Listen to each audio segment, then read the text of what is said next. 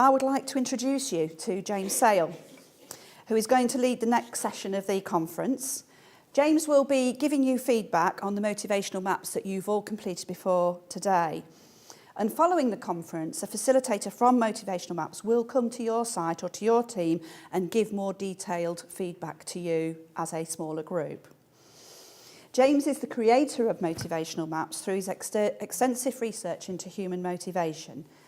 And James has found that 3 core factors drive performance: direction, as in the right strategy, skills and knowledge, and motivation. The motivation is the energy, the fuel in the engine. James will put to you that without the energy, there can be no sustainable performance, no matter how skilled the person is or what the strategy dictates. So with that in mind, I'd like to hand over to him now so you can learn all about this and be prepared to generate and spread a chain reaction. Thank you.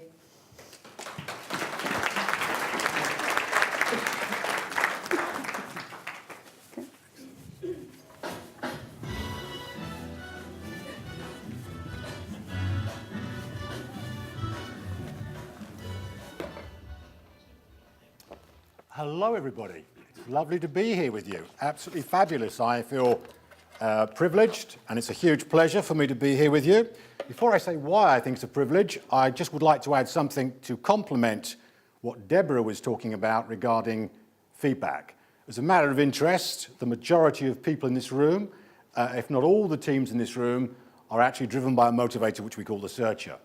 And the searcher is the kind of person, the kind of team that wants to make a difference. So the key, the number one reward that searchers are looking for, which is virtually everybody in this room, is quality feedback. In fact, one of the strange and terrible facts of life that we all experience is we never get enough. We never got enough from our teachers at school. We didn't get enough from our parents. We don't get enough possibly from our partners. Our children are total ingrates, never give us the feedback we're looking for. And so we actually spend our life, and our bosses too sometimes, do not give us the feedback that we really want. William James, the great American psychologist, put it this way. He said, the deepest principle of human nature is the craving to be appreciated. And look at that word. It wasn't the need to be appreciated. It wasn't the desire to be appreciated. It was the craving. It was like a drug. People want quality feedback. So I'd like to just share with you 5 steps that you could use when you want to give constructive feedback to a member of your team. 5 key things that will make a profound difference to how they respond to what you're doing. 1 is you need to actually say what they have said or what they've done. You need to tell them what you already know. They took that conversation on the phone. They picked up the phone, they handled that difficult customer, and they did that, and that's what they did, and you've done that.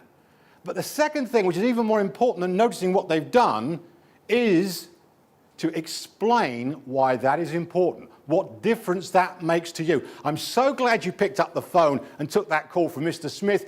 I would have been on the line for an hour with that guy. Such a pain in the neck. You know, I really am glad you took that call. That really helped me. So we've got what they've done, but then the really important thing psychologically for your employee to get is, your team member to get is, yes, my boss has seen me actually making a difference. Then you praise them. You say, good job. So those kind of managers that go around all the time saying, oh, good job, good job. That praise itself is empty. It just becomes an empty ritual. It's a mantra that is devoid of meaning. But when you've actually added to, you've said what they've done, you've looked at the consequence of what they've done, the difference it's made, then you praise them, then it begins to make sense to them. Then, if you want to be really good, you express confidence in them. Either confidence in them now or confidence in what you're doing as a team. And finally, the icing on the cake is you ask them to do it again. Well done. Keep on doing that. It's really making my job better. That's really helping me. Ask them to do good behaviors again. Reinforce the good behaviors. 5 simple steps, your people will love it. And don't beat yourself up if you don't do all 5. Do 3 of them. Make sure you explain the consequence, the difference that their behavior makes. You do that when you do feedback. And by the way, it won't just be your team that love you. Try it on your partner. Try it on your kids. Try it on your neighbours. Try it on your friends. Everybody loves it. And everyone's hacked off with, good job. Oh yeah, thanks. Thanks, yeah. What does that mean? We want to be noticed as people. We want to be appreciated. It's very, very deep. And if we can be a source of this appreciation, if we can be a source of noticing what people are really like, they are going to love you. Not only are they going to love you, they're going to follow you to the ends of the earth. Because people psychologically are secretly crying out to be led. They want to know the person that can tell them what to do next. Why do they want to know it? Because they want to remove uncertainty from their life. Because this is a very confusing life. It's very, very confusing. There's no jobs for life anymore. There's no staying where in the same town for the next 70 years where you were born. It's all mobile. It's all up in the air. Russia's going into Ukraine. You know, World War III could break out. People don't know what to do. People have lost their sense of values. They're looking for leaders. They're looking for people who are role models for them to take them into the future with some kind of security and safety. So when you start giving feedback, constructive feedback, and you start using these 5 methodologies for doing it, they are going to really respond positively to you, especially when I tell you this is a major motivator within the Motorpoint group. And I've just mentioned that magic word, Motorpoint. And it's such a pleasure and a privilege to be here with you today. Why?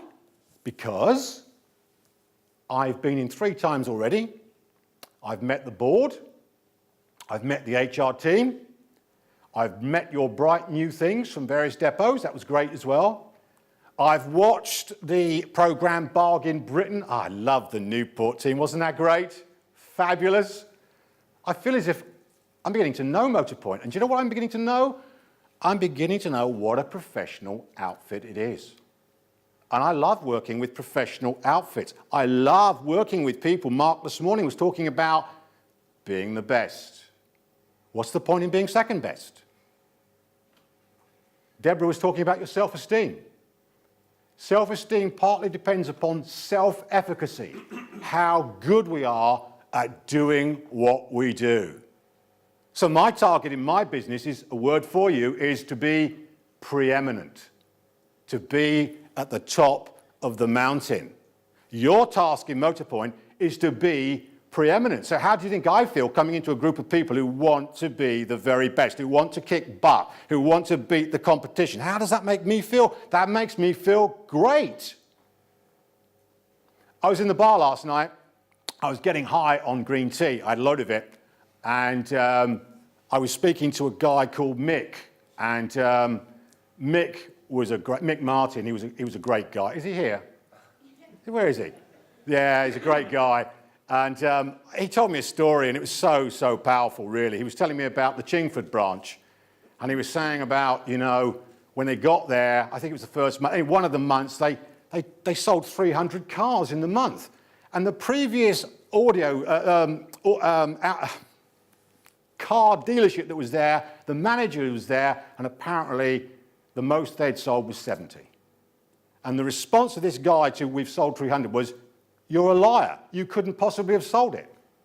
And that's what happens with people who've actually got a limiting belief. Because what's really happening in that situation? You can't have sold 300 cars because I can't sell 300 cars. Because I couldn't do this. And so if I accept that you can, what I'm really saying about myself is I'm not very good at my job. And that is what psychologically people cannot accept. They do anything rather than accept the truth and change themselves. So we, as people, in order to be the best that we can possibly be, have got to be open to changing ourselves. So, I'm really pleased to be here with you. It's really fantastic. I need to explain just one thing before I start with what we're going to do today, this afternoon, which is going to be, I think, really interesting for you, because you've all done a motivational map. I've seen these maps. I've seen the team maps. I've been asked not to discuss people personally today, so I'm not going to, but I know so much about you. So fascinating. You too, baby. I know so much about you. It's so interesting. And when we come and do our visits to you, you'll find out a lot more. But you'll find out a lot today as well. But the first thing to say to you is this. You can actually now relax. Why can you relax? Because I can never get over this, but I have to explain it every time I appear anywhere. I am not a motivational speaker. I am not. So I have this motivational maps thing, so people assume I'm a motivational speaker. I'm not a motivational speaker at all. In fact, I don't even like motivational speakers. They really cheese me off.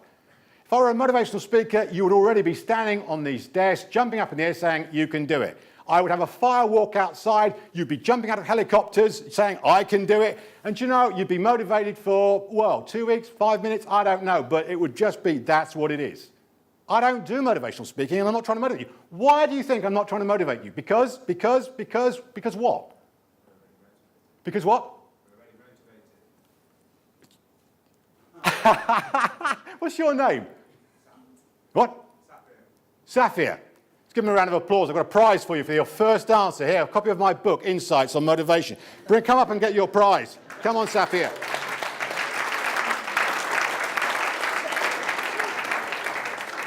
That's a great answer, but it's the wrong one, but it's a great answer.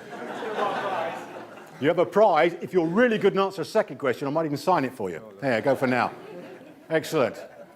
That's a great answer. You are actually already, but you don't yet know how motivated you are. I'll tell you actually, I'm going to give you a little prelude to what you are. Collectively, everybody in this room is 77% motivated. That's phenomenally high. If I was to say to you, you're going to insurance organisations and they're 55% motivated, you are 77% motivated. And you'll notice, by the way, this is probably the first time you've ever heard this, a metric around motivation. You've got metrics around your profitability, you've got metrics around a whole lot of customer satisfactions, but you've actually now got a metric and a language around motivation. 77% is very high, but you could be better. But here's the thing about why I can't motivate you. It's because, in fact, the reality is only you can motivate you. What we've got to do is we've got to find ways in which you want to be motivated. You want to be more motivated. And not only that, but as managers and leaders, you want to create the environment in which you allow your people to want to be motivated too. I've got a lot to say about this, but before I say it, can anyone think of one good reason why you would want to be motivated rather than to not be motivated? Anybody? Who said that? You. Didn't Deborah tell you about being you? Don't you start being small on me, baby. I want you to be big. To be happy? Excellent answer. In fact, it's almost the correct answer, but I want to drill down a bit further than that. It's a great answer.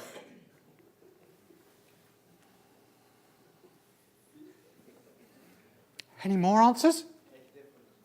Because it makes a difference. That's a great answer too, but I want another answer. It's even more self-serving. Be more productive. Oh, you're going to the top, you are. You are going to be one of the productive people in this room, very productive. What's your name? Chris. Watch out for Chris at the top table. He wants to be productive. Actually, you're all correct, but let me give you my favourite reason. It's because actually being motivated feels good. It's that simple. It's that simple. And if you think I'm taking the mickey out of you, think about this. How many people here, put your hand up, know people who want to be bloody miserable? Who want to feel bad? There's loads of them about, and unfortunately, occasionally they get into your companies. 4 years ago, I had a terrible experience. I nearly died of cancer. I was in hospital for 3 months. And do you know what was shocking? There were people in the ward with me who wanted to be there. They wanted to be in hospital. Doctors couldn't get rid of them.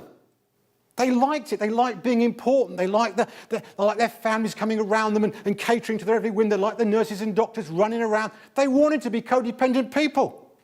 Instead of being healthy and getting out and living, they wanted to be ill. And I've seen this throughout my life. People who don't want to be happy, don't want to be productive, don't want to make a difference. They just want to be sad, miserable gits who actually their misery becomes their source of happiness. We don't want them here, do we? What we want is more motivation because, as Claire said at the beginning, because motivation is correlated with energy. In fact, motivation is a synonym for energy. The more energy you've got, it's not just motor point that's going to benefit. The more energy you've got, the better the quality of your life. Stands to reason, doesn't it? If you've got a pet, a dog or a cat, you know, what are the healthy cats and dogs? They're up, they want to go for a walk, they want to go in the garden, they want to chase mice, they want to do... But, you know, we see healthy animals when we see them running around full of energy. And here's the thing about energy. This is a sales machine, this company, I can tell. I'm surprised nobody tried to sell me a car when I came through the door. This is a sales machine. 50% minimum of any sale isn't about skills. It's a transfer of enthusiasm. It's a transfer of energy. And you pick that energy up from not the words I'm saying, from the body language, from the tone of my voice, from the power that's in the voice. Is the voice convincing? Does it have conviction? Is it confident when it makes its guarantees about what's going to happen if you buy a car from Motor Point? Or is it hesitant? Is it couldn't care less? What is it? So this energy, this motivation, if we build motivation, we not only start actually having a better quality of life ourselves, but we start becoming more compelling. Anybody here been to a party ever? Put your hand up if you've been to a party. Yeah. Do you want to be in the kitchen with all the boring people? Or do you want to find the people who've got energy, who are doing things at the party? We all want to find the people with energy, don't we? You see, here's something else. I remember, was it Claire this morning, or was it Keely, talked about there's going to be a break when you can go to the ladies' room and you can primp up for tonight, and the men will go somewhere and they'll do their thing. Men and women, they're different. And I've noticed that. It's taken a while to know, but they're different, but they all want to look good. Why do they want to look good? Because they want to be attractive. Why do they want to be attractive? You know, the single most attractive quality in another human being is actually enthusiasm. It's this internal energy that makes us like other people because they've got something in their life. In fact, the word enthusiasm comes from the Greek. It comes from entheos. It means God-breathed. When somebody's enthusiastic, it's like a spirit that comes in them that's got a power that's actually almost supernatural. And those are the people who achieve the most. I'm going to jump ahead just tiny now, and we'll get down to the nitty-gritty in a moment, okay? But just one tiny thing I'm going to share with you. Tonight, you've got your award ceremony. I can't say more about that, but I actually was privy to what is going to happen tonight, who's going to do what, etc., etc. They shared it with me in advance, so I know. And I've just told you the people in this room are 77% motivated on average. On average. I can tell you, having gone through the people who are going to get an award tonight, the average for those people is 85%. It's 8 points more, which constitutes something like 12 or 13% increase in energy. And that can make the difference between an award and not an award. It's that simple and that difficult. Does that make sense? Are you with me? Are you with me, sir? That's fabulous news. Okay, so to move on from this then, I've got some, how do I use it? Oh, yeah, let's go to that one. Oh, yeah, yes, good, yes. So what we've got is this idea that motivation is part of a formula for performance. Now, here's something extra to tell you about this. You see, motivation, in sales speak, is a feature. I can't sell motivation. It's bizarre. Everyone wants it, but actually nobody wants to buy it. Companies don't want to buy motivation. Yeah, they want motivation. They're paying their staff to be motivated, but they don't want to buy motivation. What they want to buy, it's like we don't want to buy airbags, do we, in a car? What we want to buy is the airbags are there because the benefit of the airbags is safety.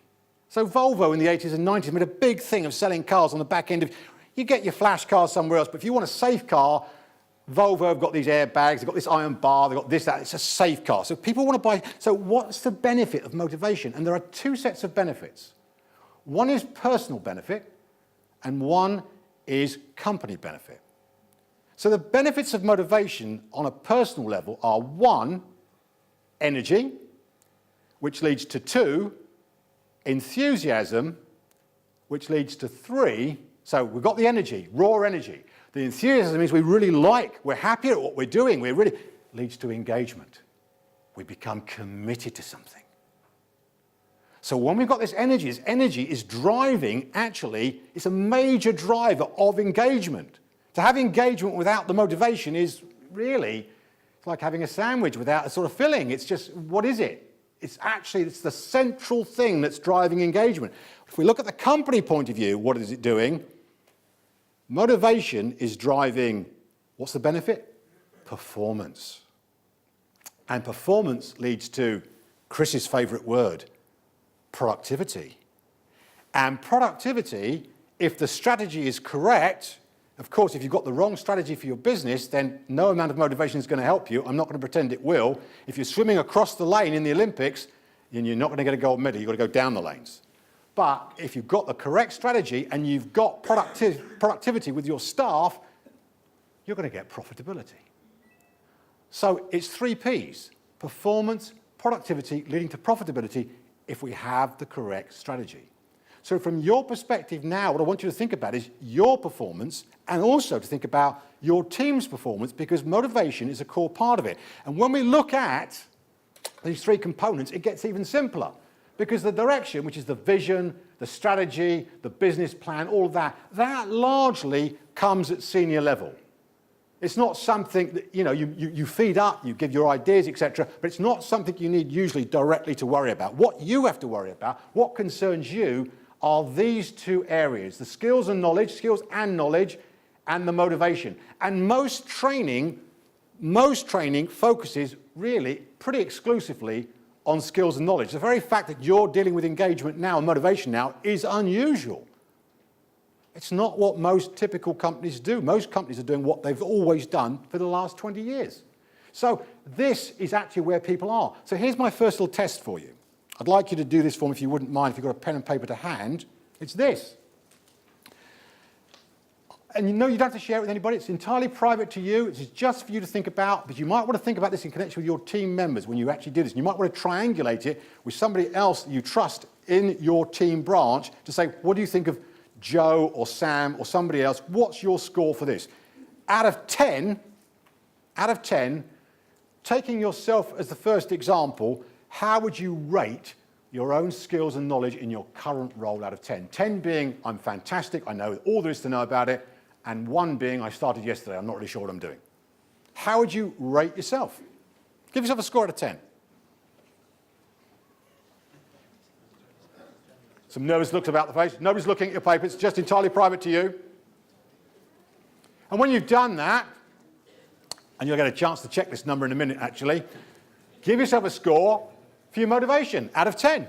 How motivated do you feel over the last 3 months out of 10? Give yourself a score for that. And then when you've done it, what are you going to do? No, but that's a good answer. You're going to multiply them, because then you've got a percentage. Give yourself a percentage. And now I'll tell you a couple of things. Firstly, when you do this, 6 is the average. The average person in an average company will say, I'm 6 out of 10 skill, I'm 6 out of 10 motivated, which gives you, if you look at it like this, 6 times 6 gives you, as a performance figure, 36%. Is that good? It's awful. It's apt to be average. Average times average means you're actually totally underperforming. What we want are people to be 80% plus to be in the zone. If you're 80% plus, that's 9 times 9, you are seriously kicking butt. If you are 60 to 80, you're doing a great job. Great. But there are things we could do to improve that.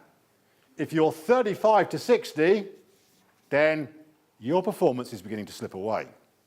And by the way, And below 35, of course, that's bad.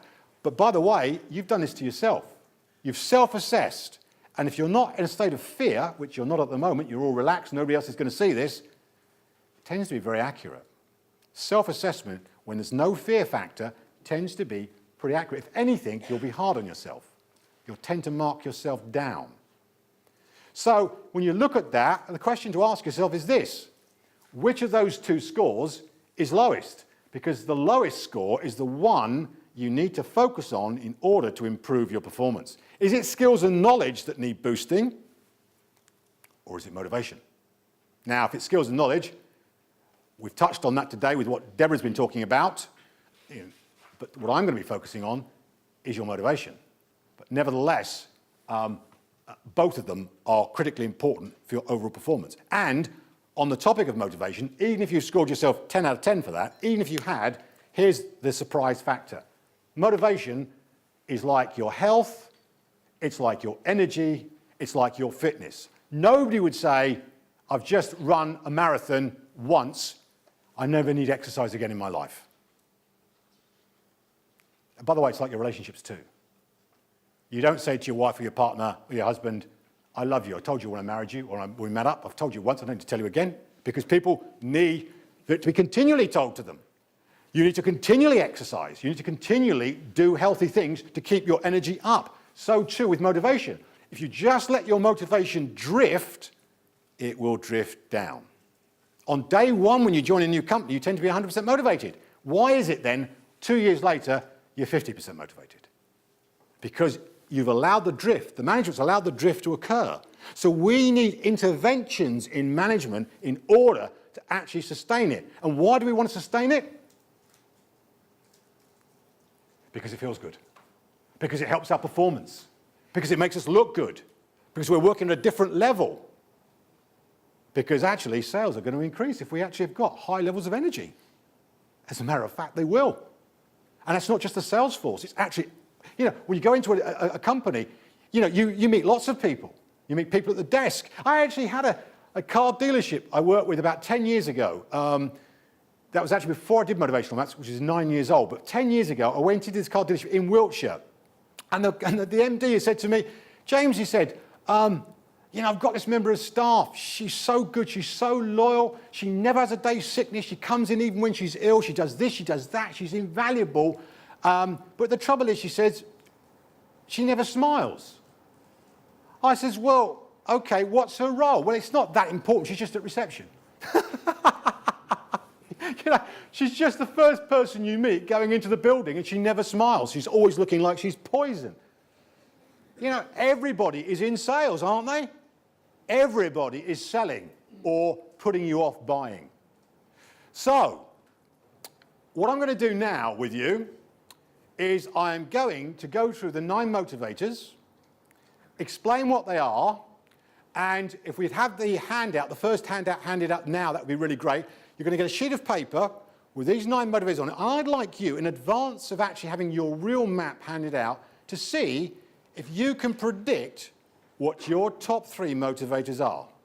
Okay, so there are 9 motivators. Let's see if you know yourself. And I'm just going to go through what this means and why it's like it is. So, there are 9 motivators in the human psyche. We've all got all 9 of them. We haven't just got 2 or 3, we've got all 9, but we've got them in a different proportion and a different order. And like values, we always go for the one that's more important than the other one. Okay, so our happiness depends upon us getting satisfied with the motivator that we really want. And I'm going to be quite frank with you, most people do not know what motivates them. They think they do, but they don't. If I was to tell you now that money as a motivator in this team of people, there may be individuals who think they're money motivated, but actually it's not that important. We'll come on to this later on. It's not important. It's weird, isn't it? And I'll explain what this means or not, but only for a limited number of people in this room is money really significant. Is that you maybe? Maybe it is you. But people think, they say they want money, but they're only saying that because other people are saying it and they want to be the same as everybody else. It's not what is really turning them on. So knowing what really turns you on, what your hot button is absolutely vitally important. Now you'll see there are 9 of them, and they're in 3 groups of 3. There are green ones, red ones, and blue ones. And as a matter of interest, we'll come to this in more detail later on, there is in fact quite a lot of tension between these motivators. So it's entirely possible to have 2 top motivators which are conflicting. You want 2 opposite things. So for example, if you were to have searcher as your number 1, making a difference, and defender as your number 2, being secure, or vice versa, 1 and 2, you would have a conflict because this motivator wants things to change because that's what making a difference means. You want to change things to make the difference. But being secure and predictable means you don't want things to change. And that's just one of these little tensions. And that's why some of you are such nut jobs. Oh, I didn't mean that. That's why we have these conflicts, why we become uncertain, why we procrastinate, why we vacillate, why we suddenly find, I don't know what I really want because I want 2 or even 3 opposite things. Now, let's go through it. I want you to identify your 1, 2, and 3, and also, if you can, what is the least important motivator for you? Here we go. So starting at the bottom of the Maslow hierarchy, number 1, are you coming to work because what you really want is security?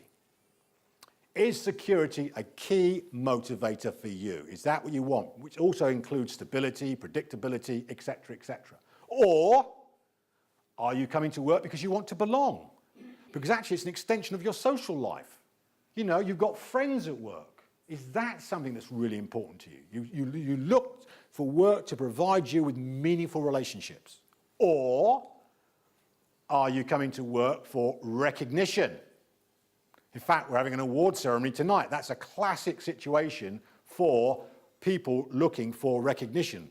So if you were a star, you would love to get a reward like that or an award like that because it gives you that public recognition that you're looking for. And so these are all relationship-driven motivators.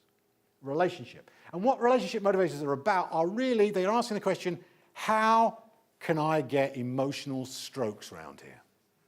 The question in the mind where these 3 motivators dominate your profile, if they do, would be, actually, it's all about relationships with other people and how these other people interact with you and value you. That's the most important thing in life for you. Or we go to the red ones, where we start thinking about, or do I want power and control and influence? I want to make the decisions and make things happen. Or right in the middle here of the 9, number 5, both ways, we call it the builder, or do I want money? And by the way, this is the most competitive of all the motivators. The people who really want money, as opposed to saying they want money, are highly competitive. So if you were earning £10,000, they want to earn 11. If you're earning £100,000, they want to earn 110. It's not enough to have money. You could have more money than somebody else. So very competitive motivator. In fact, the most competitive of all. Or the expert. Learning, knowledge. Yes, training, development, coaching, mentoring, all those things. And can you see these were called the achievement motivators. These are all about getting things done. So this kind of motivational profile, if you had all 3 of these, it would be, you know, what can I achieve? Not about getting strokes, but what can I achieve in the world? That's what's really getting to me. I want to achieve things. I want to make things happen. Make the money, have the power, have the expertise in my head where I can control things. And then we move to the blue ones, the growth motivators. This is all about people who are on a path of personal development. So these questions are asking, really, why is this important? Why is this important? What's the meaning of this? Things that are significant. So the creator wants to innovate. They want new things. They want their name in the executive summary. They want to be known for having innovative solutions to difficult problems. Some of you in here are like that. Some of you love a challenge and then you get a creative solution. That's what really floats your boat. And this was mentioned this morning by Deborah, when she talked about autonomy, the spirit motivator is the one that seeks freedom and independence and is exactly opposite, again, to the defender, because the defender likes routine. You can see that, can't you? Predictability, stability. So routine things, that's what the defender likes. And there's no good or bad. These are all equal. Whether or not they're good for you depends upon the role that you're doing. So if you've got a role that's very repetitive and routine, actually having the defender motivator is going to be good for you. But if you've got this motivator, the spirit, then routine is not really what you want. Of course, you've got both of them, got a conflict. But here, that's the most competitive. These ones, this one, the spirit, is the most bolshy. So that guy over there is obviously, he's on a call somewhere. But, you know, look, he could be a spirit. A phone call's coming, he's going to fly off. These are the most difficult people to manage because they don't like being managed. They want to be free. Have you got any of those in your teams? And suddenly this makes sense. So-and-so, whenever I tell him to do this, they don't like it. No, because this may be very strong. Or finally, the apex of the Maslow hierarchy, we have the searcher. This is the person who wants to make a difference. This is the person who loves being on a mission. Purpose, mission, making a difference, that's what he likes. And I've already told you, so some of you in this room will have replied to you, this is pretty powerful in this group of people. But don't let me second guess you. So that's important, and your lowest is important because it could be something that's tripping you up. It could be something that's stopping you doing the job of work you're supposed to be doing because, actual fact, you don't want to do it. It's in your job description to do it, but actually you don't want to. And do you know what? It's like selling. We don't buy because we need a car. We buy because we want one. If we bought a car because we need to buy, why don't we all buy three-wheelers, Reliant Robins? We'd just get us from A to B, wouldn't it? But we don't buy Reliant Robins because we want something better, something with status, something with power, something with speed, something that reflects us. So your lowest, let me give you an example of what I mean. Supposing you're a manager and you've got to manage loads of people, and supposing that is your lowest motivator. You don't want to manage. You don't want power. You don't want influence. Might that be an issue? Suppose you're head of learning and development and expert is your lowest motivator. Can you see what I'm getting at? Every one of these, you could imagine a situation where, actual fact, if that was your lowest and you didn't really want to do that, you're going to have a problem in the long term. So one final thing before we look at your real results is this. I talked about in the long term. There's a definite correlation between motivation and performance, but in the short term, you can get away with being demotivated and being a high performer in the short term. A story I can tell you, I had a pharmaceutical company once, about 5 years ago, who called me in. I had their top 24 salespeople in the room for an afternoon session, and I'd mapped them all in advance. And they wanted me to give individual feedback on all 24 people live and sharing this information live, personal information live. So it's a fascinating afternoon. But the thing was, I got to a guy, in fact, they were in regions around the UK, and this guy was the head of, he basically headed up sales in Kent. And I got to his map and I said, well, I can't remember his name now, but Mike, I said, you know, I think he's thinking of leaving the company and he's very unhappy here. And it was uproar. It was uproar because Mike was the second top selling sales guy in the whole of their system. And this uproar happened, but I noticed as they were all criticizing me, no, you can't say that, Mike's this, Mike's that. I noticed actually Mike was just sitting there. I said, well, hang on. I said, why don't we ask Mike? And Mike then said, you know, James is absolutely right. I'm not happy in this job. I'm performing well because I know what I'm doing. I've got a plan in 3 years' time to get out of this industry, this sector, and do something else and emigrate. He said, I'm making the money now while I can to do it. So he was forcing himself with his will. His willpower was forcing him to perform at a high level, but his heart wasn't in it, and he wasn't in it. And here's the thing, when you're young, you can do it for quite a long time. But when you get to a certain age, and you start doing things you don't really want to do, it starts dragging you down, and it leads to stress, illness, mistakes, all kinds of problems. So the ideal scenario you want for yourself is to be doing a job you really want to do because you really get motivated by it. Your motivators get met and fed, and you get this energy boost, this virtuous cycle coming to you where you become a really powerful person. So, you've now predicted it. Would anyone like to volunteer? There's no pressure. Would anyone like to volunteer to share their prediction with us before we find the answer? Don't speak at once, all of you. I know it's... Would there anyone? You know, I mean, I thought I had a relationship with some of you here, like Adam, for example. I chatted to him today. I thought some of you would just be friends to me and help me out here on the stage. At all. Give them a round of applause and a copy of my book. Yes. You see, points mean prizes. Thanks. Good man, Adam. No problem. What have you predicted? Builder, I think. Oh. So let's do this. Whoops. You want me up here? No, you can sit down now. But no. Adam. So Adam, you predicted number 1 builder. What's number 2? Searcher. Searcher. Number 3? Spirit. Spirit. And your lowest? Lowest was probably Defender. Okay, so that's the prediction. Now, you will find the actual, there's a envelope on the desk. I would like you to open up the envelope and find your map and have a look and compare your top 3 and lowest with what the map says.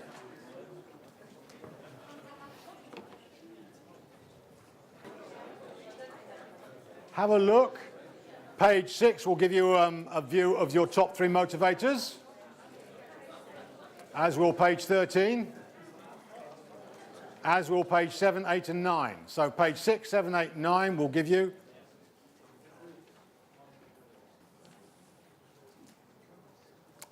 So have a look at your motivators and then ask yourself this question: how close were you to your prediction? Close? Not in the correct order. That's very good. Impressive. Very impressive. Well done. It's very impressive. Okay, Adam, would you like to share with us?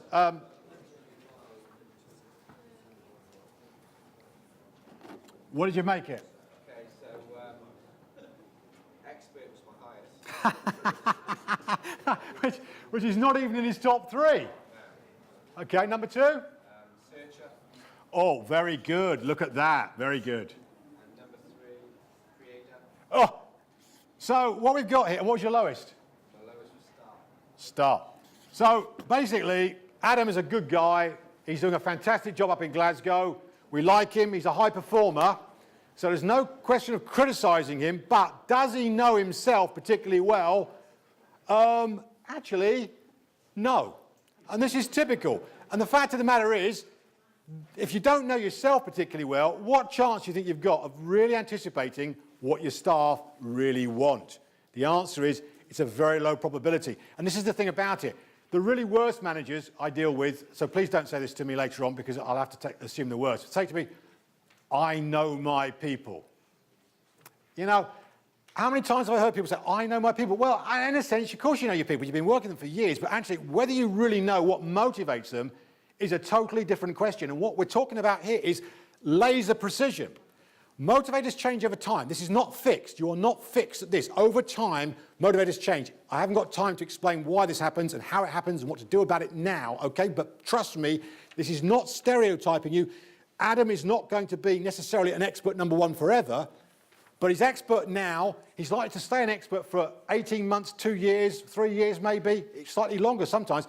But this is important information that I, as his manager, need to know about Adam if I'm going to actually motivate him. So, for example, we call it reward strategies. We give people what they want. I've got a son who's 21 years old. I've actually got one who's 39 as well. But anyway, I've got a son who's 21 years old. He was brought up in his teen years with his father developing this product. So when he did his education, we used this information about his product. We got him to do it. You know, a 15-year-old can do this. We got him to do this in order to set him homework assignments that would motivate him.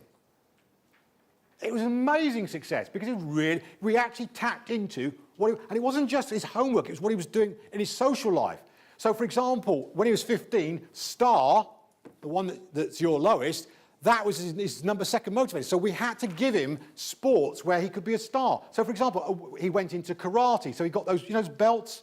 You went from your white belt to your green belt to your, so that was a sort of like a sport where the recognition was built into your development as you went through the thing. And that was massively motivating for him. So my own child, I've used this stuff on, and he went on and became very successful. What he did at 21, he's been very successful in following what he wanted to do, fulfilling his motivators. So we reward these things. We don't say, oh, so Adam's an expert, so that's no more training for him this year, because that's going to demotivate him. On the contrary, he needs a coach. He's crying out for a coach. I can see it right now. He needs learning and development. He loves learning new stuff. By the way, the searcher motivator, his second motivator, which is actually the dominant motivator of the people in this room, is the most customer-friendly of all the motivators, because it's about making a difference for somebody else. So people who've got searcher tend to be really customer-focused.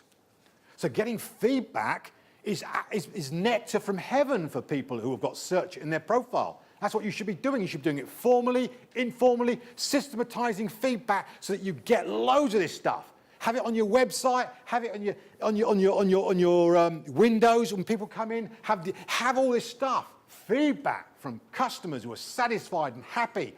Quite apart from word of mouth advertising, which Mark mentioned, which is so powerful, this makes the staff feel so good as well. So what would I do with Adam if I was actually his manager? I'd be looking at his CPD or PDP, his personal development plan for the forthcoming year. I'd make sure there's tons of development stuff because it's going to motivate him. I would actually make sure the feedback, he was getting regular feedback from me as manager. So whether that's weekly or monthly, at whatever level you're at, he needs loads of quality feedback. I need to make sure his mission's okay because he loves mission as well. And here's the kicker, really. Look at that. He wants to innovate. He wants to do new things. What's in the pipeline for Motorpoint over the next 6 months, which is new, exciting, and dynamic? Where have I got a general manager who might want to take on some creative solutions to solve it if I wanted to pilot it anywhere? Hey, I've already identified Adam. Congratulations, some work's coming your way. Marvellous. So can you see what I'm getting at with this? It's actually, these are hot buttons, and so they're actually sales things. By the way, I have in the last, I'm not boasting in saying this, because well, I'm not a particularly good salesperson myself. I'm not particularly good at selling, right? But I've been in business for 20 years, so I am in sales all the time.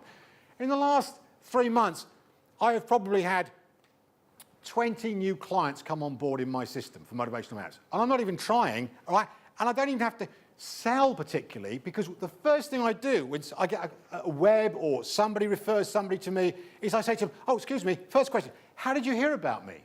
And so the second question is, have you actually done a motivational map? No. I said, well, tell you what, before we go any further in this conversation, why don't you do one? Have a complimentary map on me. And they do a map. And then as soon as I look at the map, I know what they want. I know what they want. In fact, this profile for me is ideal because actual fact, I'm a trainer. So expertise, I could sell to Adam all day long because I know he loves training. He loves creative solutions. He likes new stuff. If he was a defender and a star, for me to sell would be very difficult because that's actually, a defender's going to double check, triple check, actually be really certain before they move on something. They're much slower to make a decision. So that's going to be much more tricky. So this actually tells me what people want. Now, whether we're selling literally, i.e. for cash, or whether we're selling to our staff, it's the same game, isn't it? You've got to sell your ideas to your people in your teams. What if you know the kind of language that's going to turn them on, the way you position it? Because we can position these things any way we want. Why not, in the case of Adam, position it around training and development? Why not in the case of somebody else? You see, Defender, what they want are warranties and guarantees. They don't want to make a mistake.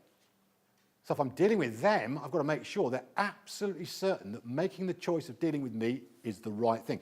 So that's about plans. It's about written communication. It's about triplicate. It's about having stuff really reinforced.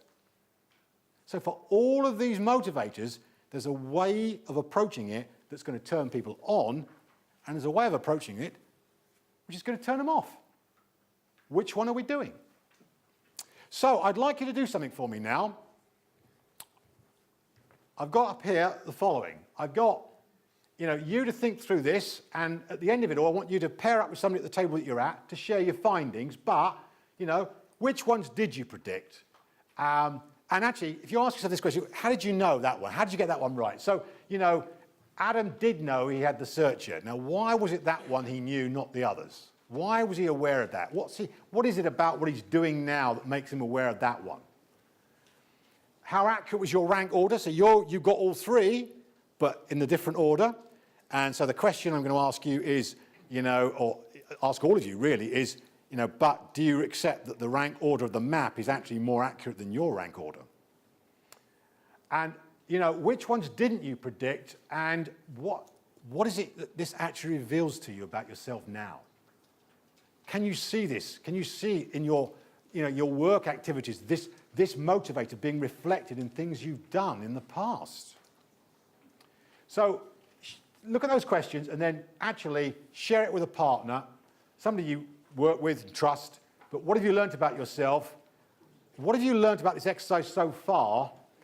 And what are its implications for your management?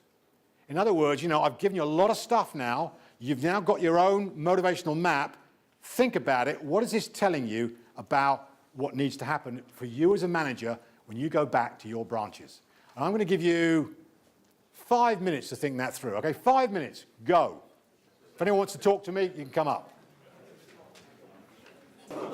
How's it going on this table? Is this interesting?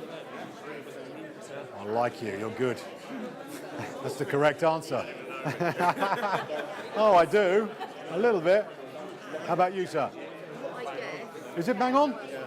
It's not what I wrote down now, but it was in a different environment. Oh, good man. Okay, that's good. How's it going at this table, all right? Yeah. All sussed? Good to see you, Mick. Okay, folks, are we ready? Are we ready? Peace.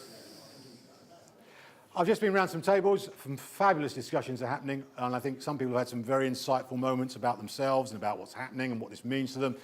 I've had a great question actually from the table over there, the Widnes table, regarding the actual combination of motivators, which I'm going to address directly now. But before I do that, because it's such an important question, you should all hear my answer to it. But before I do that, does anyone want to just say something about something that they have learnt from this process so far? We've got a long way to go, but so far, has anyone got something really burning to say that we can share with everybody? Anybody? Don't all rush. Okay, then we'll leave that for now. So what is the question that's come up? The question that's come up is about the combination of these things. So I'm going to go now through 3 pages, and specifically in the map. I'm going to go through page 6, page 7, and page 13, because these are the 3 most important pages in the whole 15 pages. Okay, so it's all interesting, it's all good, but there are 3 pages which are really, really interesting and really significant. And this is one of them. The first of them is page 6, and you will see here a typical, this is an anonymized, a typical kind of profile. And you will see this combination of blues, greens, and reds. You will see these dotted lines here, 30 and 10. And you will see basically your profile with the numbers sort of down somewhere in the column. So what does this mean? Well, what the question I was asked was, well, somebody has got a green first and 2 green at the bottom, which is actually quite similar to this actually. Does this mean this person is relationship orientated? Well, not necessarily. What this really means is that if you were all blue, you'd be all into growth, you'd all be into meaning, you'd all be into mission. If you were all red, you'd all be into achievement, achievement, achievement, achievement. Now, can you see, these can be strengths, but they can also be Achilles' heel. Because, for example, if you're all into self-development, the problem with that is, what about relationships? Where are the relationships in your life? Are you going too far? If you're all into achievement, then actually, what about work-life balance? If you're all into relationship, if all 3 green motivators are all at the top, are we getting too comfortable with all our friends and it's becoming a country club? So if you've got 3 of one colour at the top, that's a strength, it's a focus, but it's potentially the other side of the coin. It's like a coin. The head is kind of like, oh, there's the positive side of it, But the tail is, too much of this might be actually a problem for you later down the line. And if you've got one of each, then you're balanced. So the question then becomes, what about focus? So every kind of combination has got an application, and this is something we'll deal with in a lot more detail when we come to see you, as it were, on a one-to-one. But let me give you a couple more points that's very interesting. So firstly, let's look at that line 30 and that line 10. If you've got a motivator or more than one above the 30, we call them spikes. So 24 out of, the maximum score is 40, the minimum score is 0. So if you've got a score that's like 30 plus, and 24 is the average for a number one motivator, so average good, it's a good, strong motivator. You've got 34, this isn't just a motivator, this is a burning, burning desire. This is a passion for this particular thing that's driving the thing. So that's what we call a spike. You have a spike motivator that just must be met.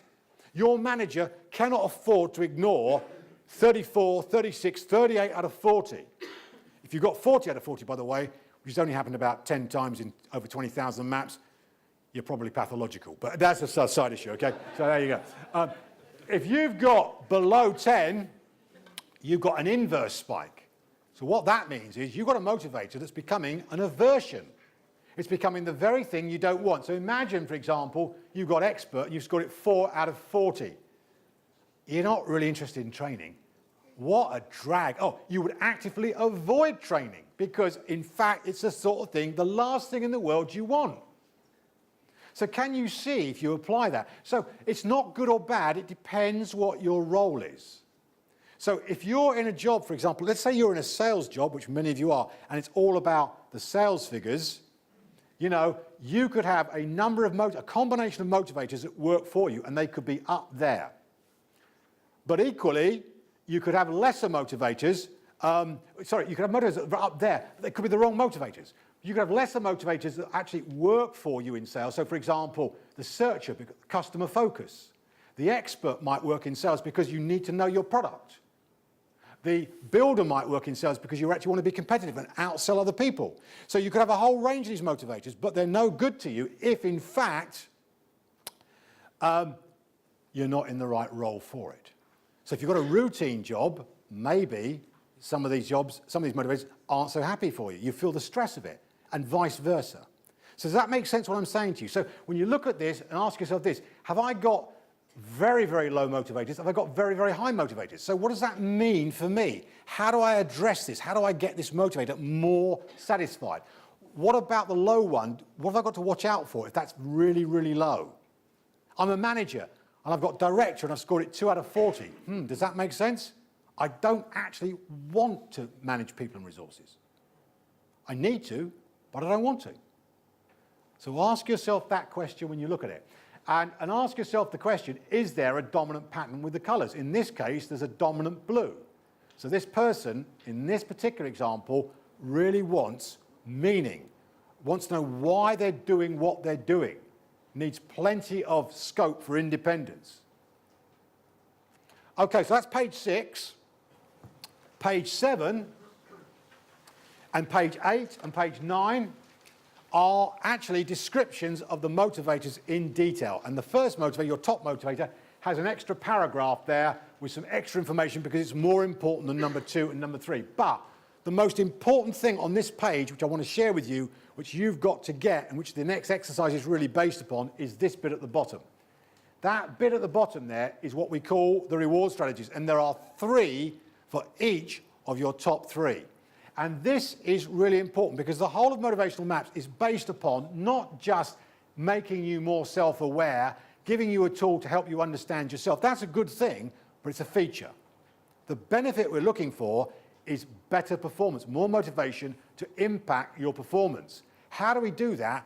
We do it by feeding your motivators with reward strategies. Now, in the map itself, in this map, there are 9 reward strategies. In the team map for each branch, there are 11 more reward strategies. And when we actually do our training, we have a pack of over 150 ideas. And I call it a smorgasbord. It's not so, we wouldn't say to you, you need to do this, this and this, because of course we don't know your conditions. What we would say to you would be, okay, you know your conditions, here's the profile of your team, here's your profile, do these ideas, any of them, work for you? And some of these ideas are big ideas, some of them are small ideas, some of them are expensive ideas, some of them are free ideas. They're all about ideas of things to do that might make a difference to that particular motivator. Does that make sense? So you have got 9 ideas in your current motivational map, and I'm going to get you in a minute to look at those in a bit more detail and work with them, because what I want you to walk away from this theatre with is actually an action plan for yourself regarding what you're going to do to motivate yourself. In the same way, if I said to you, you want to get healthy and do some exercise, I'm going to the gym twice a week, I'm going to join a yoga class, I'm going to go swimming. What are you going to do? If you do nothing, your motivation remains the same. If you do something and you have a plan for your motivational well-being, you will start increasing your motivation. And we've got the language. And by the way, you know, in 3 months' time, go and see Claire or Keely or somebody and say to them, look, I've just been working on my motivation. Can I do another map to see what my current score is? Don't try and second guess the test. Just do it again and see what's happened, what's changed. So the final page before we do the exercise is this one. And this is page 13. And this, in a way, is the most fascinating of all. And this is where it gets really, really, really deeply interesting. In fact, there's so much more to say about this when we come to the team map, which we can't do fully today, but this is going to be a mind blower for you because this is really so good. Firstly, on this page, page 13, you find out what your score is. So you are 70% motivated, 94% motivated, whatever the figure is, you are motivated. Okay? So that's interesting. You don't want to think about the number specifically. You want to think about those 4 categories. Am I 80% plus in the zone? Am I 60 to 80 in the boost area where I can boost myself? I'm highly motivated, but I could boost it a bit more. Am I 35 to 60 and actually it's draining away a bit, I'm becoming demotivated? What do I need to do to turn that round? Or am I below 35%, which means I am really fed up really with my job at the moment? What do I need to do about that? I need to speak to somebody about that. You know, below 35, I'm really things, none of my top 3 motivators are being met at all. Am I in the wrong role? Could changing my role make a difference? What do I need to do? Now, that score that you've got there, that score is made up of an algorithm that comes from the top 3 motivators. There is a part of the test you did where you were asked the score out of 10, your current satisfaction rating with all 9 motivators, and you gave 9 scores out of 10. Here's what they look like, the top 3 here. These are 2 different examples, but you can see, so this particular person has got, let's see, I can't even read my own writing there. Searcher, friend, and spirit.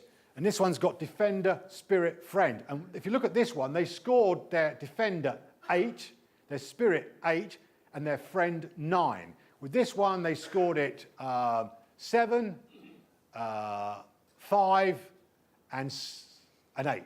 So can you see? So you've got that on the page, how you scored your own motivational profile. Now, what is this telling us? It's telling us how satisfied you are at motor point at the moment with the satisfaction of what's important to you. And the key thing is, which is the lowest of the top 3? In this instance, is this one over here, which is friend. This person is quite satisfied with their spirit, their searcher, but their friend actually is what's going seriously wrong for them. In this case, there are 2 equal, so we go with the top ones. In this case, where they're equal, the priority is the order in which they come. So the first motivator, defender, is more important than the second motivator, so we would focus on that one. So you have got in your own profile not only the 3 motivators and some 9 ideas of what to do with it, actually one of them is your Achilles heel. One of them is where you're feeling the pinch, where you've got a bit of grit in the soul, which is not being as well met as the others. Now, clearly, there are 1 person, I think, no, 2 people at Motorpoint who's got 100% motivation, which means they've scored 10, 10, and 10. That's good. They know who they are. In their instance, it's the top one we have to sustain. We'd go with the top one. But I'd like you all to make a note which is the motivator for you that you've got to work on? Which is the one that's actually not as satisfied as the others? Because this is, again, a core piece of information that would actually transform your motivational score here with the algorithm that we've got. Does that make sense? So if it does,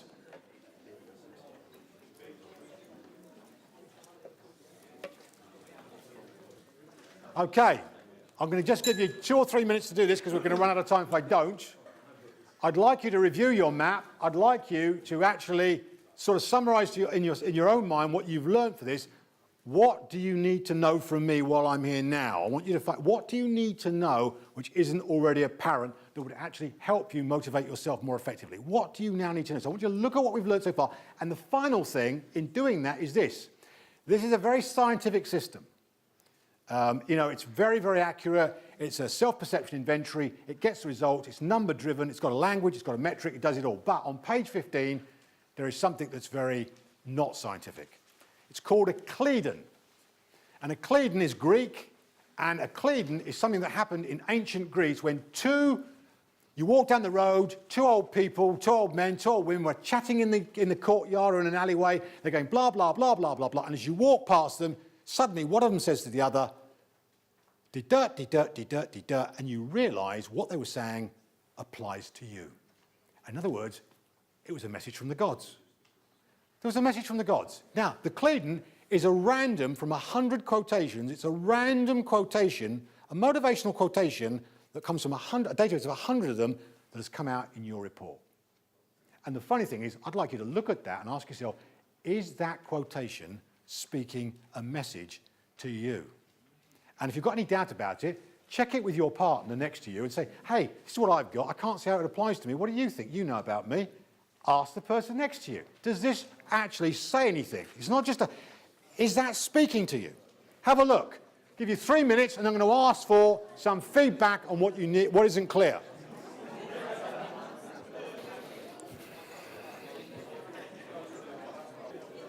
Okay, gang. What isn't clear? What isn't clear? What do you need to ask me based on what you know so far? Because you know a lot already. You know a hell of a lot. What do you need to know based on what we've done? Anything? Yes.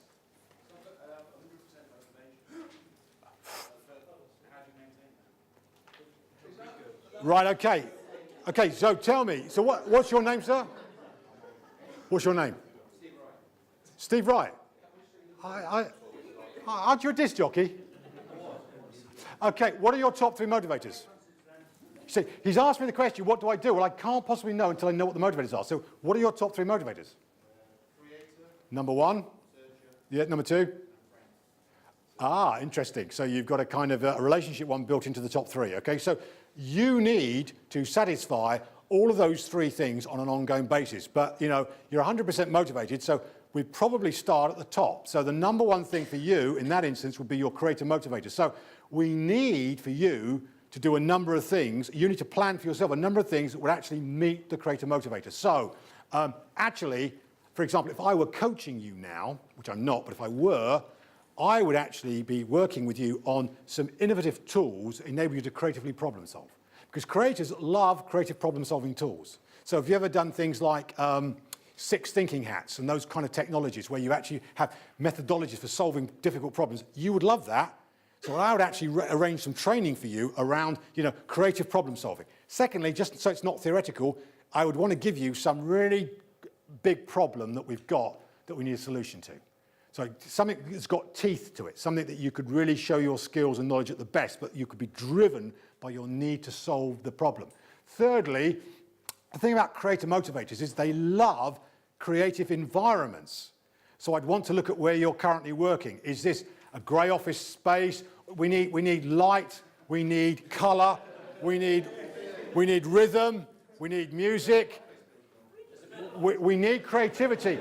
We need to surround you with creative stuff, and it can be small things to start with, but we need creative stuff around you to remind you of it. The reason why so many factories are so dull and boring is because they look dull and boring, and people start adopting dull and boring stuff with that around them. Creators don't want that. They want actually a different kind of environment. So the environment for you is very, very important. Also, fourthly, because you are a creator, you like being in teams, particularly as a friend creator, you like being in teams where there's a kind of problem, but you're seen as being a key person in solving them. So working collaboratively with others to solve problems is very, very stimulating for you. So that is what I would try to line up over the next 6 to 12 months, a series of a program where that is very consciously being delivered for you. Great question. Give him a round of applause, and I've got my final book.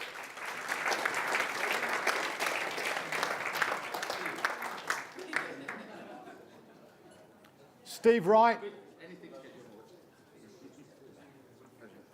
you're a great guy, and thanks for the music. I've loved it all those years. Thank you.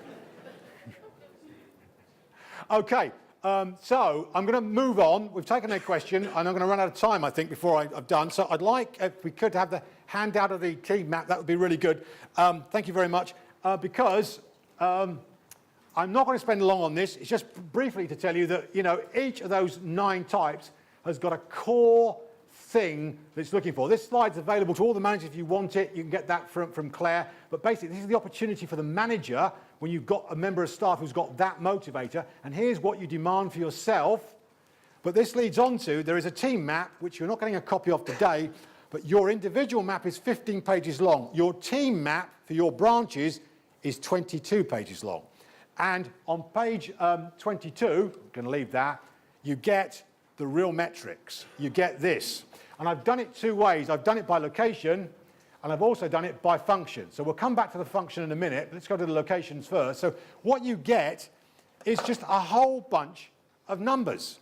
So you get this. I've done this now for the teams themselves. I've done an organizational map for the teams, but this is exactly the same. So you could have John, Susan, Frederick, Jemima, all the names of your staff down here with the rank order of the team and their scores and other information, their 1, 2, 3 scores at the end of it. So what I've done this for now is actually just to show you how it looks, is for the teams themselves as they are on location around the country. So you can actually share, so I'm not sharing personal information, but I am sharing now what I call generic information around the teams. And you can see how fascinating this is. You can see, for example, that overall we're 77% motivated, a very, very high score. The RAG score is relationship 30, achievement 34, growth 36. So this is the company's tending, this group of people in this company are tending towards the blue rather than the red. They've got a change index score, which I'm not going to go into now, but basically above 50 means you are effective rather than efficient. So this is a group of people who like it to be effective rather than, say, efficiency. So that's actually, you're up for change, you like change. And then we come to the rank order. So when we look at it, and this is the people in this room, we look at the rank order and we say, number 1, every single team, is it 13 or 14 teams here, has got searcher. And the dark red is number 1, the orange is number 2. In fact, it's all 1 or 2. So, actual fact, massively, you are mission-led people, you are customer-centric people who want to make a profound difference. And this is the motivator beyond any other that we should be majoring on in terms of developing new people. Let's make a difference. Let's be the best. Let's be the benchmark for selling cars in the UK. Secondly, you want to be experts. Look at that. Only two teams, Birmingham and the online for conference, don't have expert. Some of this is third, the yellow rather than the orange, but actually a huge number of these teams want expertise. So in making a difference for the customer, it's underpinned by the desire to learn stuff, to know the knowledge. And then thirdly, third place, the teams, and less so here, you've got more white patches, actually want defender, want security. And you have here a tension. You have a tension between making a difference and being secure. And furthermore, there's also another thing here. When you get expert defender together, a little warning shot for you, you get deep expertise, you get drilled down and actually, real detail on the expertise, but the danger can be people get stuck in their ways because they think they know best. So a really interesting issue here is actually how innovative. We've got my friend Steve Wright, who loves change, but that is not the dominant thing of the teams overall.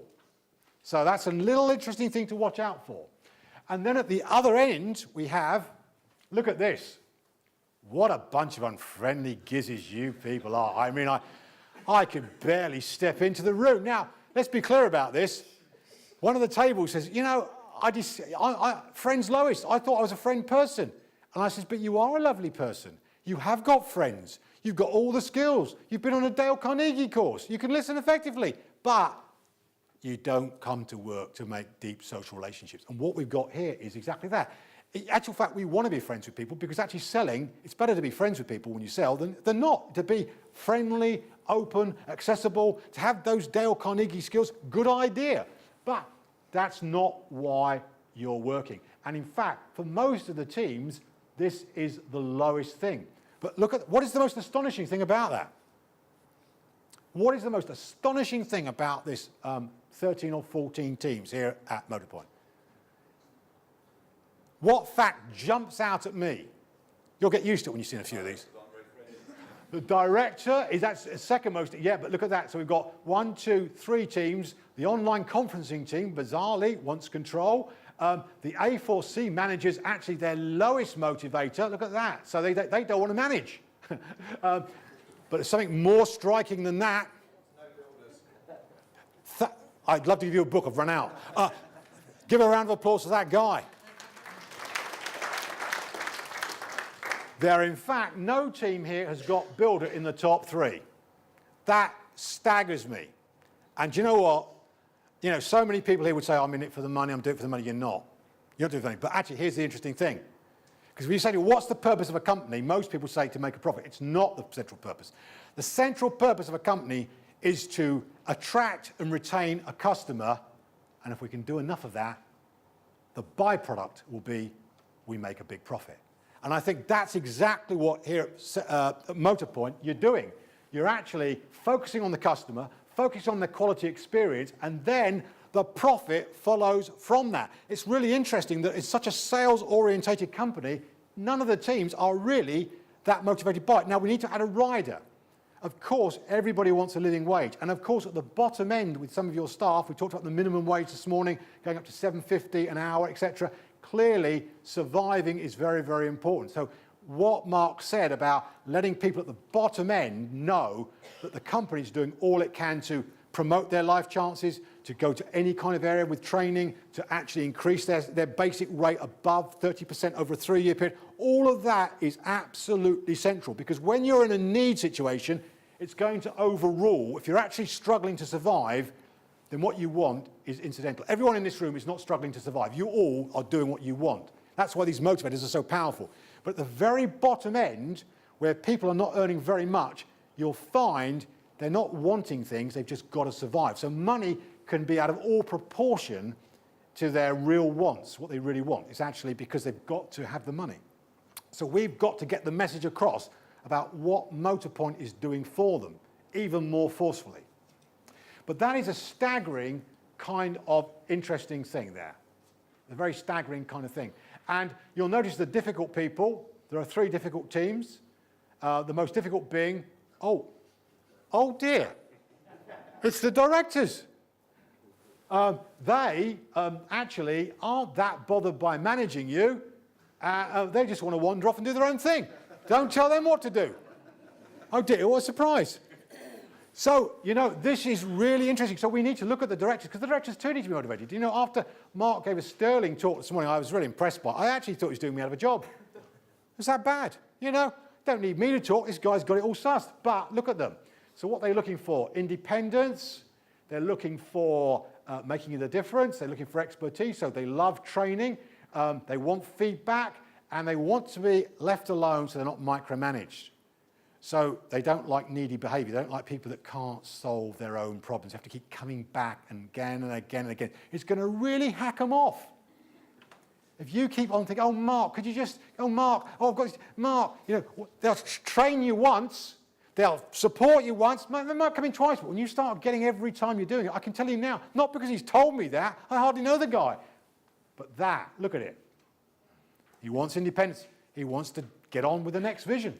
In fact, the number one thing for this team, the director team, is vision, because that's what spirits love.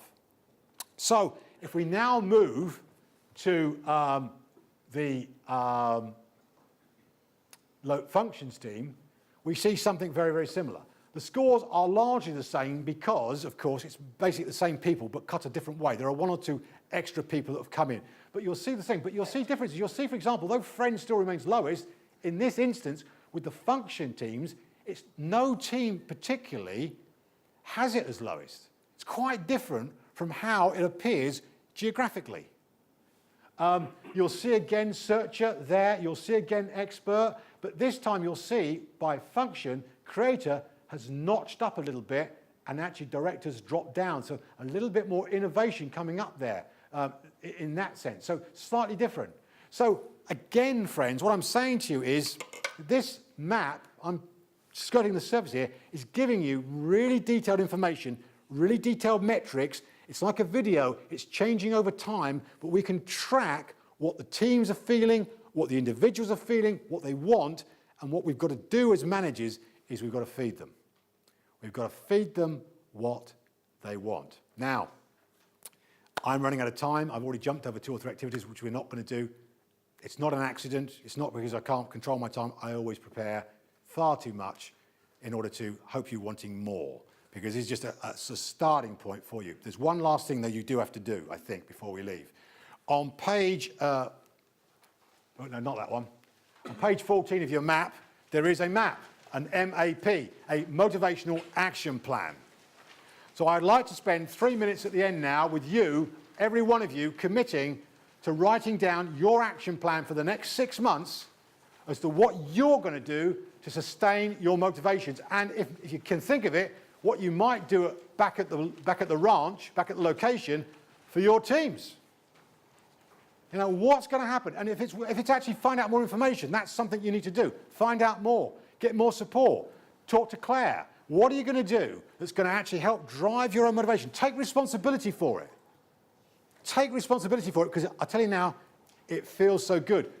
When I was in that hospital ward for 3 months, nearly dying of cancer, and I came that close to death, you know, the doctors and the nurses were pretty amazed by me, amazed I got out, amazed I came out so quickly, and because I was so motivated to do it. And it's not something I hyped myself into. It's not something I pretended. It's because I actually genuinely fed my motivators. And my wife came in and helped me feed the motivators to get the energy to get out, to come back. I know how good it feels. You feel it when you're in the zone on the roll. 3 minutes. Okay, anyone? Could anyone here like to now share with me, you know, an action plan or the outlines of an action plan that they are going to commit to over the next 3 to 6 months? Anybody? Anyone share with me? Come on. You can do it. You can trust me. I'm a good guy. Share with me something. Just one idea even. Just one idea from your action plan. It's you, isn't it? It's you. I think it's you. I think you want to share with me. I can feel it. What's your name, sir? My name's David. David. Yeah, I Could, just want to ensure I get my motivational needs to improve my score. you want to improve your score? Okay, what specific thing might you do based on what you know so far? Just to ensure I actually get what motivates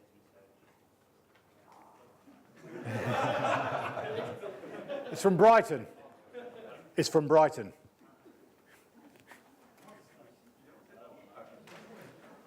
Okay, what is your number one motivator?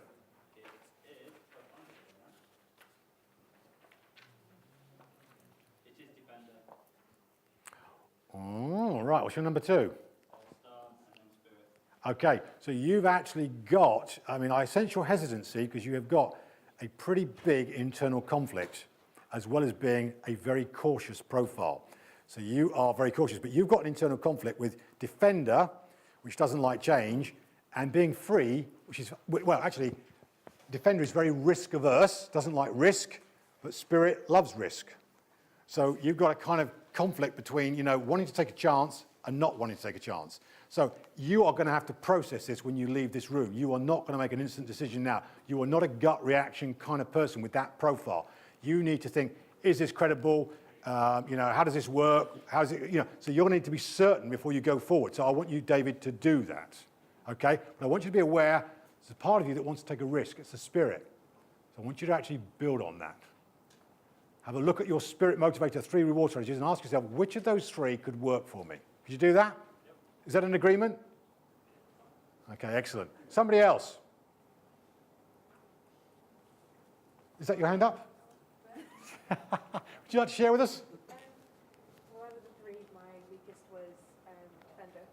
Defender. So I would think I'll look at actually creating 1 and 5 and 10-year plans for myself. It's something I've never ever done. Yes. Making plans for yourself is exactly what defenders love to do because it increases their sense of security, and you've never done it before, but planning is so important, and so is communicating. So if you're a defender and you've got defenders in your team, communicate. Do it in triplicate. Say it, write it down, have it on a screen. The more you do it for a defender, the more reassured they feel that things are okay. So absolutely spot on. Yes, if I had a book, I'd give you one, but I've run out. One last person. One last person. Adam, come on. You were up earlier, so say what you Adam. Okay, I've been nominated.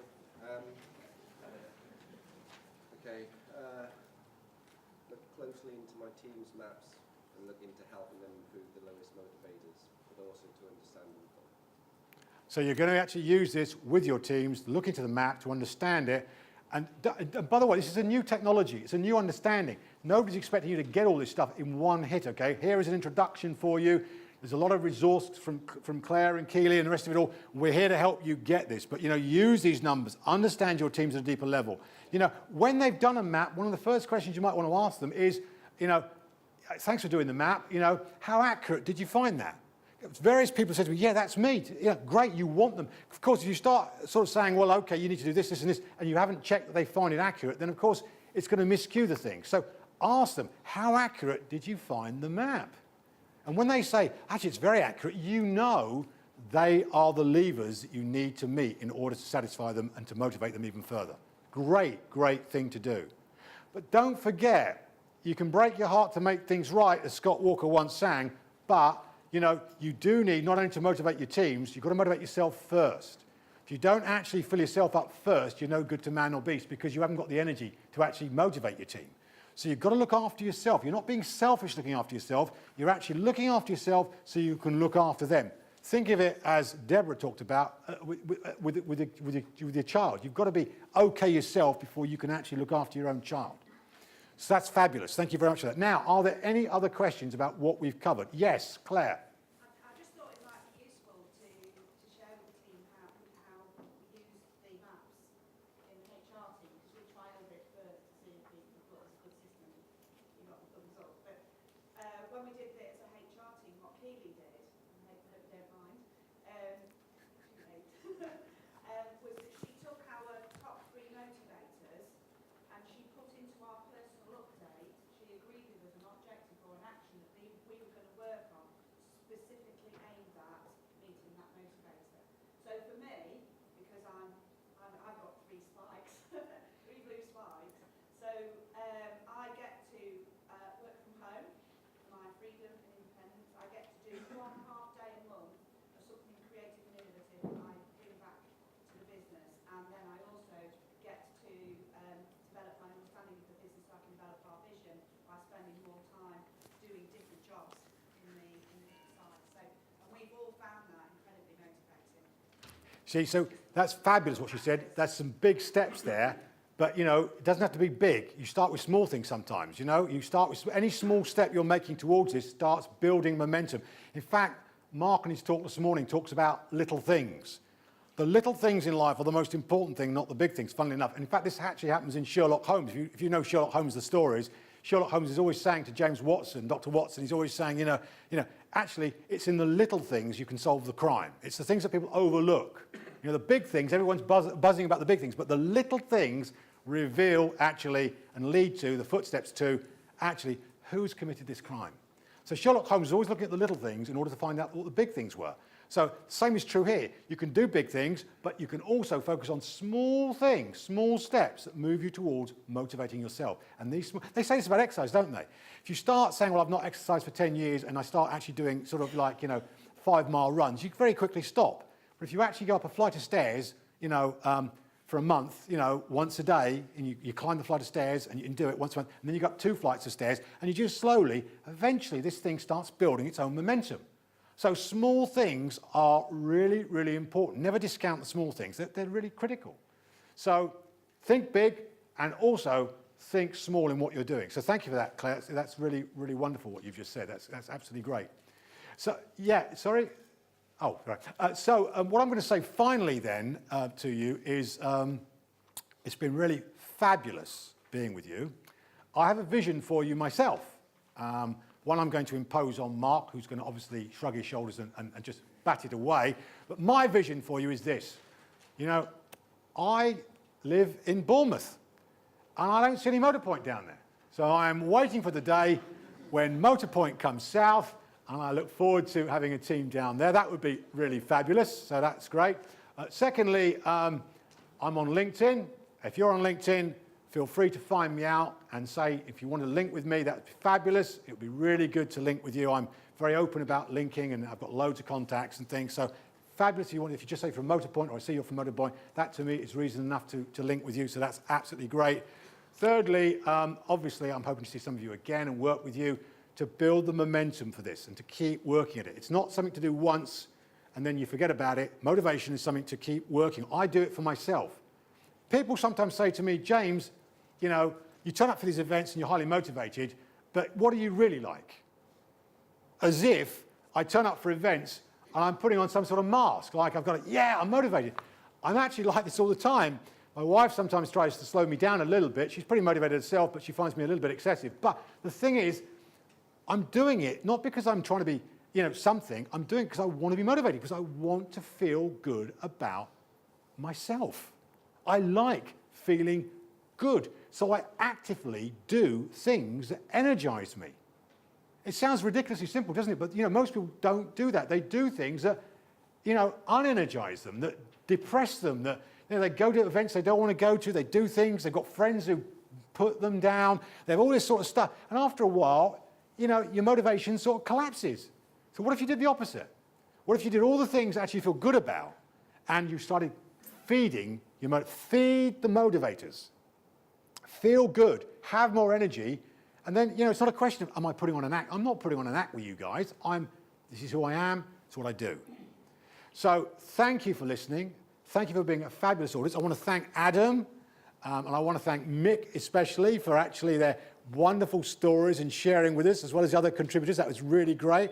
I want to thank Keely and I want to thank Claire for their vision in getting this going, because it's a really bold move. And I want to thank you for being a fabulous audience. I don't even want to go, but I've got to go. When a man's got to go, he's got to go. But thank you so much. It's been really sensational. I've really enjoyed it. Thank you.